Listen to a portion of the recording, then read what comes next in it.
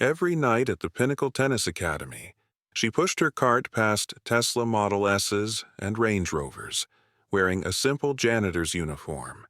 Students laughed about the night cleaning lady who probably never held a racket. They had no idea that the woman scrubbing their courts was Serena Williams, the greatest tennis player who ever lived, with 23 Grand Slam titles. Welcome to the story Gook. Before we begin this incredible story of the goat hiding in plain sight, tell me in the comments, from which city in the world are you watching today? And if you believe that true legends sometimes choose invisibility over fame, hit that subscribe button because this story will change everything you think you know about greatness. The Pinnacle Tennis Academy wasn't just any tennis school. It was where Division I dreams were bought and sold for $80,000 annual tuition. Polished hardwood floors lined with championship photos, courts that cost more than suburban homes, and students who arrived in luxury cars carrying Wilson Pro staff rackets worth $400 each. And every night at 9 p.m., she arrived. The name tag on her navy blue uniform read Sarah Johnson, a completely fake identity. But underneath that disguise was Serena Jamaica Williams, the woman who had dominated tennis for over 2 decades, earned $95 million in prize money, and inspired millions around the world. But here, at this elite academy, she was just the cleaning lady. "Excuse me," 17-year-old Madison Walsh would say, not even looking up from her iPhone as Serena mopped around her $300 Nike Air Jordans. Madison was ranked 3rd in USTA Junior Nationals, drove a BMW her parents bought for her 16th birthday, and had never worked a day in her life.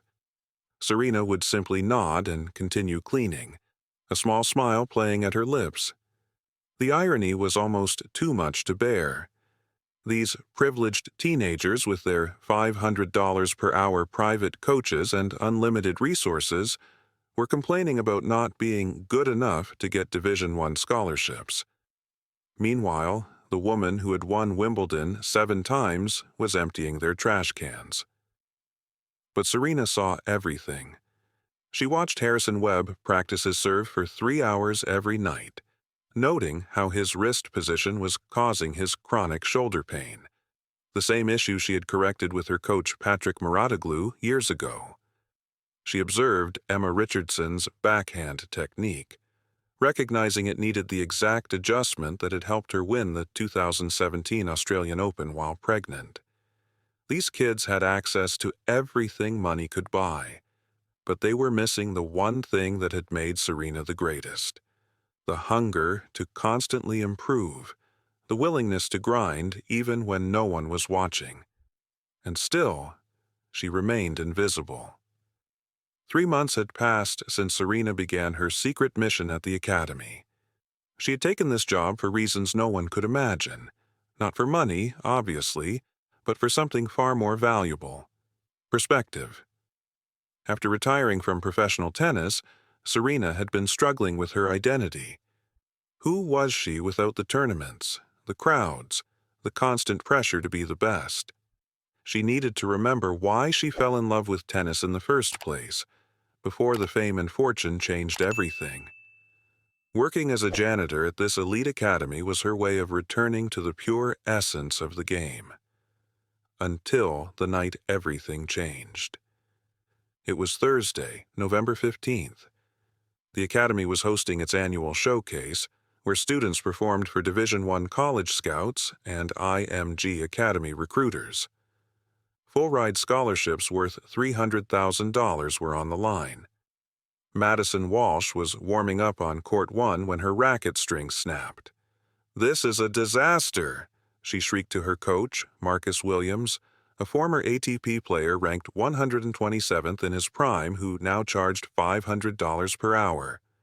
"I have my routine. I can't play with a different racket." Her backup racket felt wrong.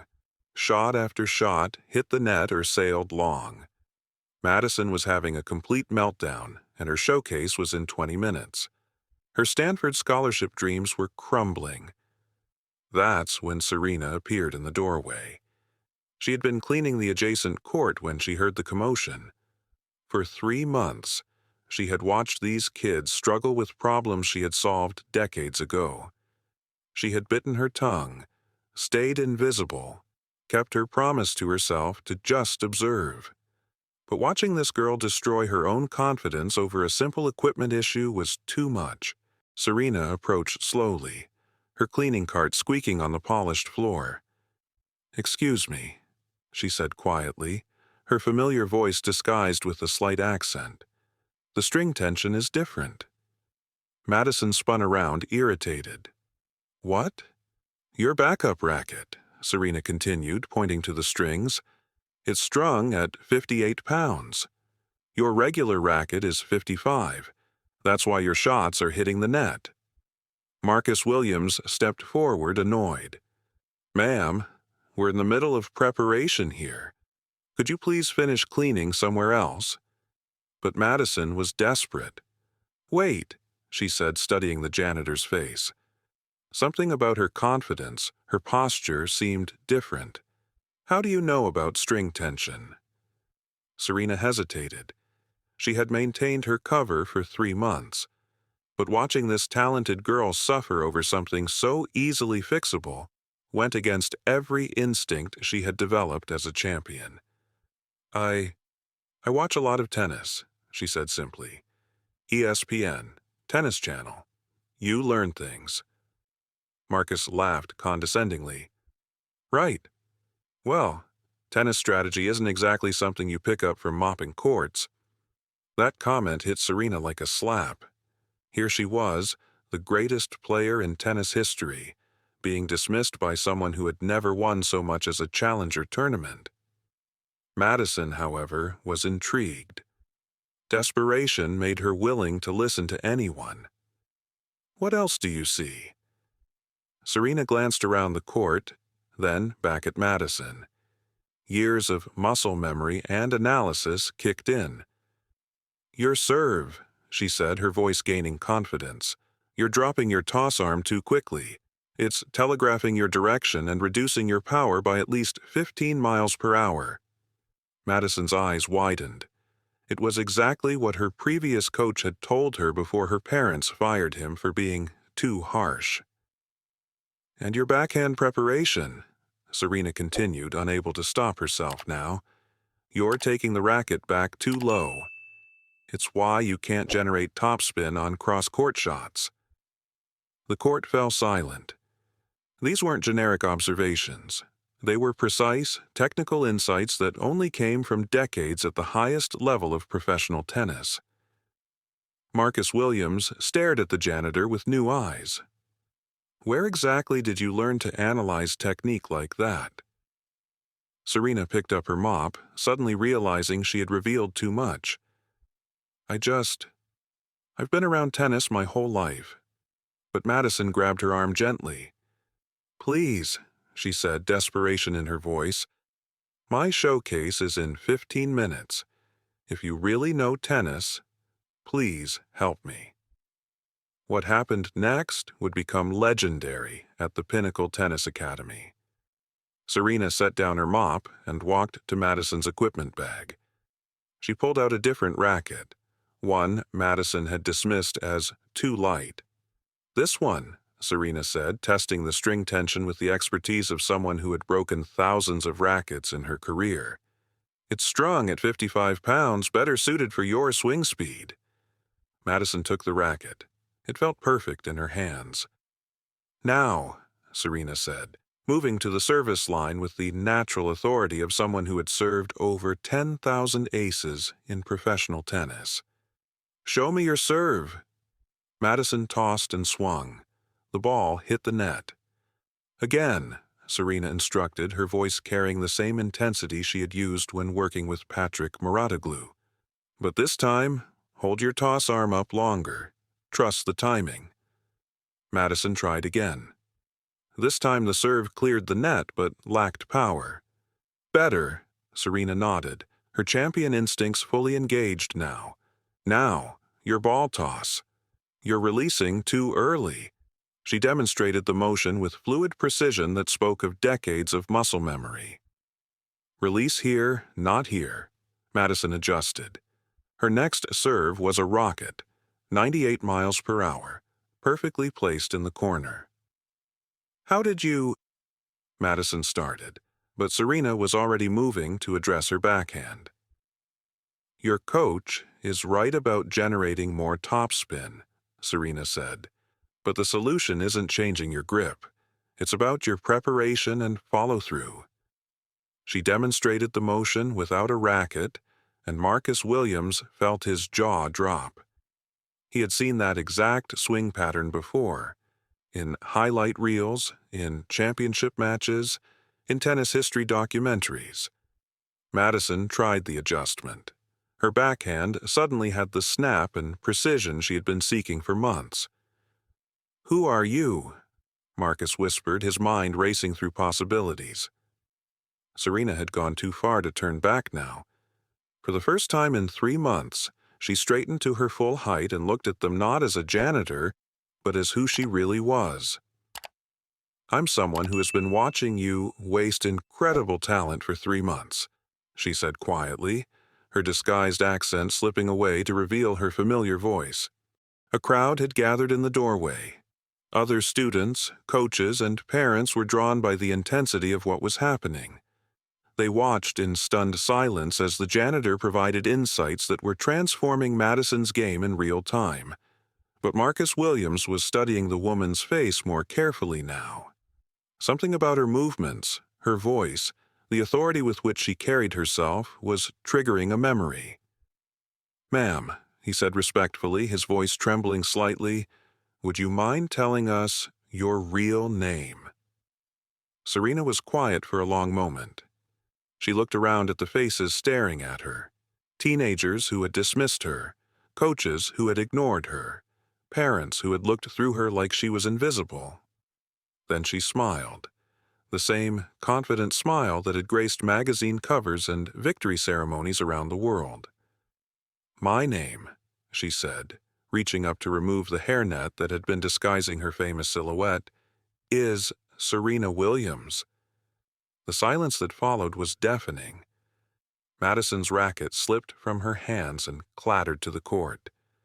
Marcus Williams stumbled backward, his face pale with shock. Parents pulled out their phones, frantically Googling images to confirm what their eyes were telling them. Standing before them, in a janitor's uniform, was the greatest tennis player who had ever lived. "That's impossible," someone whispered from the crowd.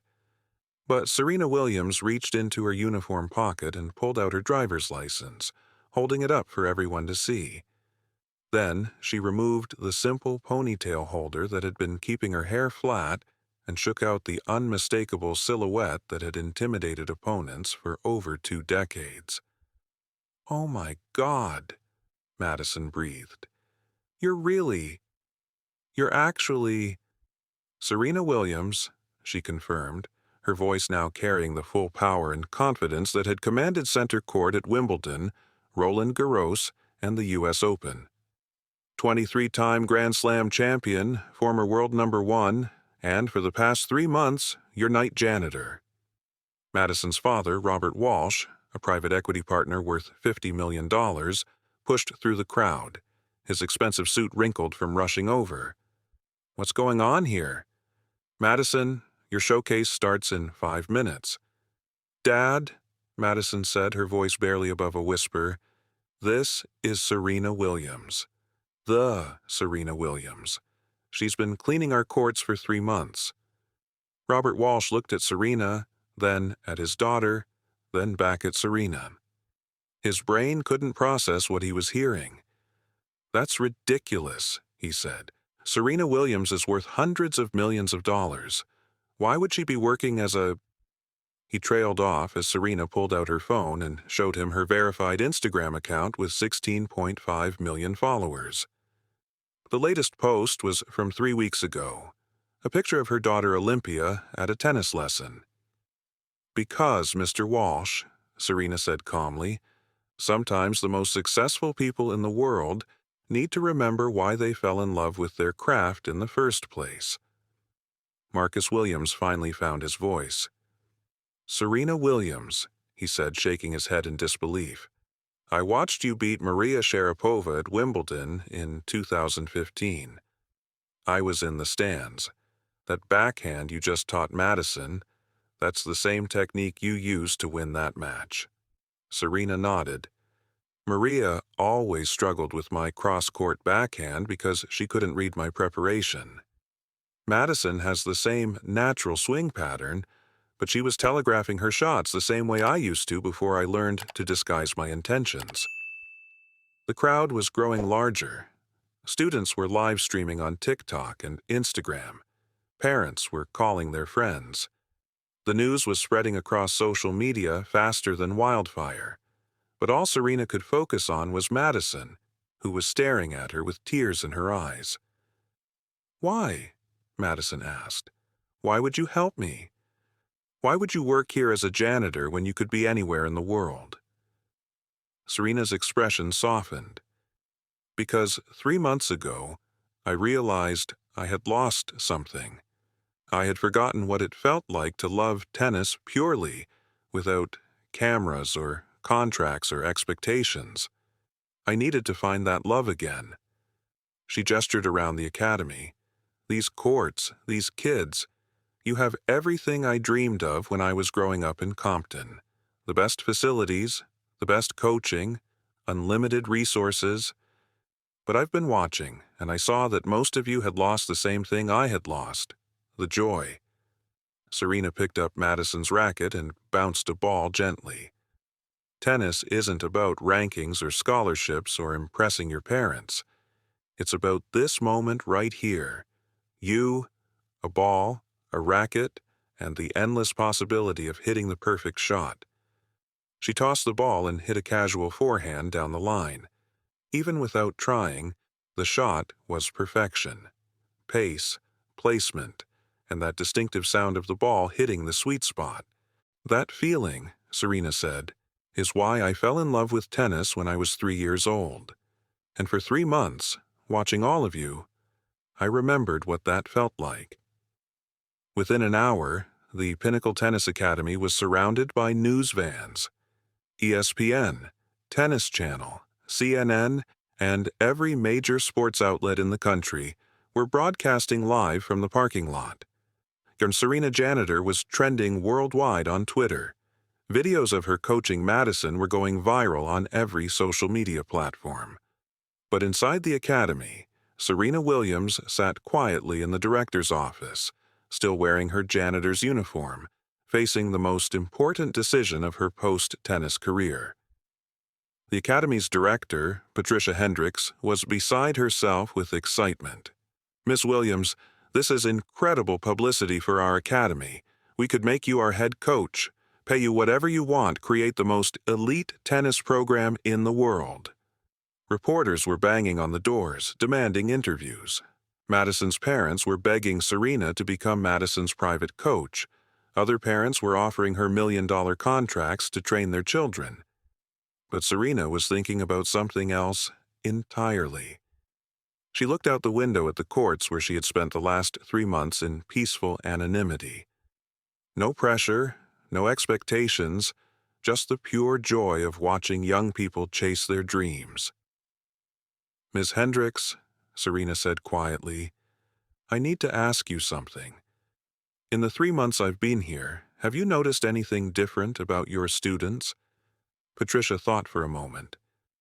"Actually, yes. Their technique has improved dramatically. We thought it was because of our new training regimen, but it wasn't," Serena said. "Every night I've been making small adjustments, moving equipment to encourage better footwork, adjusting court lines to promote proper positioning, leaving tennis magazines open to articles about mental training. I've been teaching them without them knowing they were being taught." She stood up and walked to the window. "That's the kind of teaching I want to do. Not for fame or money or recognition.